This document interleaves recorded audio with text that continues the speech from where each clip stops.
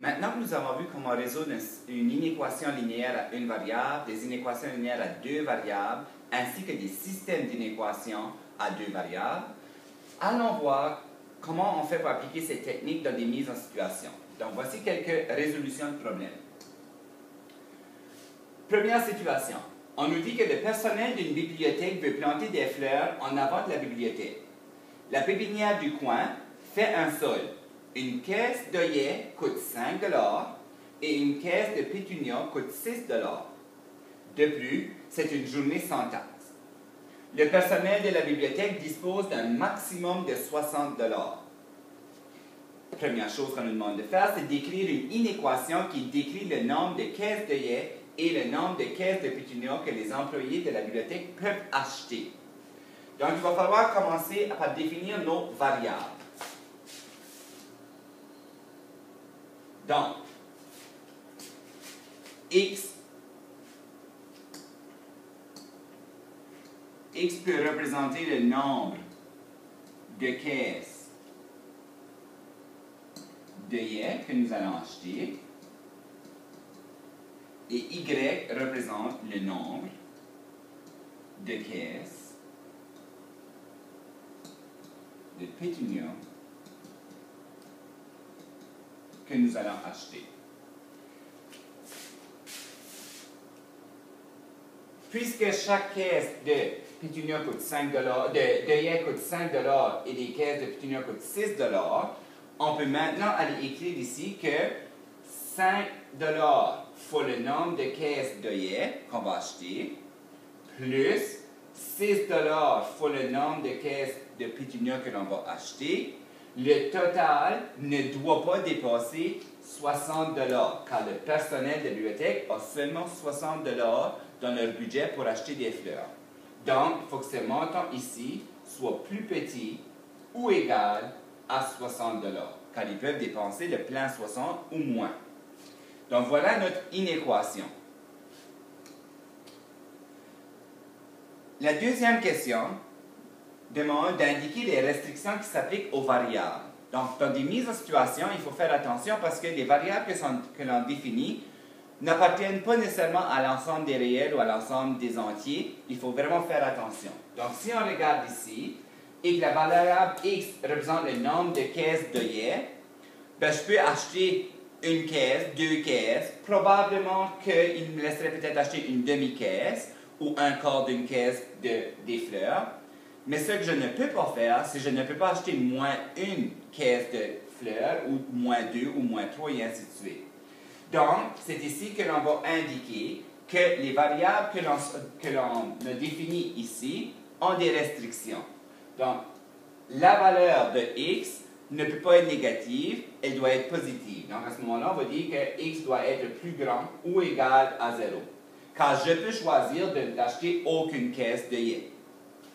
La même chose pour la variable y, elle devra être positive ou égale à 0, car encore une fois, je ne peux choisir d'acheter aucune caisse de pétunias.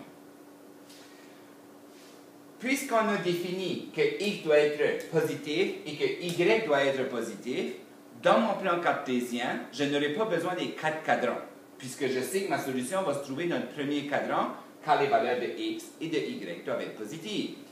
Donc, quand je vais venir à répondre à la prochaine question, qui me demande de représenter graphiquement l'inéquation qu'on a décrite, qui était 5x plus 6y doit être plus petit ou égal à 60.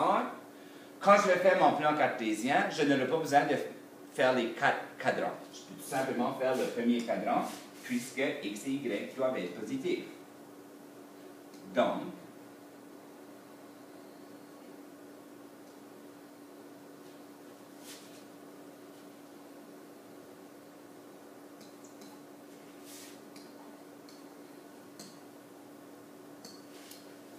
voyez-vous, on va travailler dans le premier cadran. J'ai laissé faire les 3 autres qui sont ici. Donc, ici, le 60 se divise très bien par 5 et se divise très bien par 6. Donc, on va aller trouver l'abscisse à l'origine. L'abscisse à l'origine, c'est la valeur de x lorsque le y est 0. Donc, si on divise par 5 de chaque côté, le x va être égal à 12. Donc, on va aller ici. 1, 2, 3, 4, 5, 6, 7, 8, 9, 10, 11, 12. Donc, on a un point ici sur l'axe des X. Si on fait la même chose pour l'autre donné à l'origine, donc l'autre donné à l'origine, c'est la valeur de Y lorsque le X est 0. Donc, on doit diviser par 6. Donc, on arrive avec un autre donné à l'origine de plus 10. 1, 2, 3, 4, 5, 6, 7, 8, 9, 10. Donc, mon point est juste ici.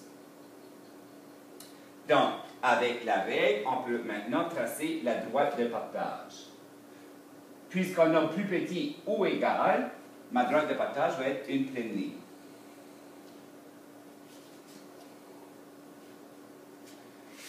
Est-ce qu'on va colorier la partie supérieure ou la partie inférieure? Donc, on va les vérifier. On peut prendre le point 0, 0 encore.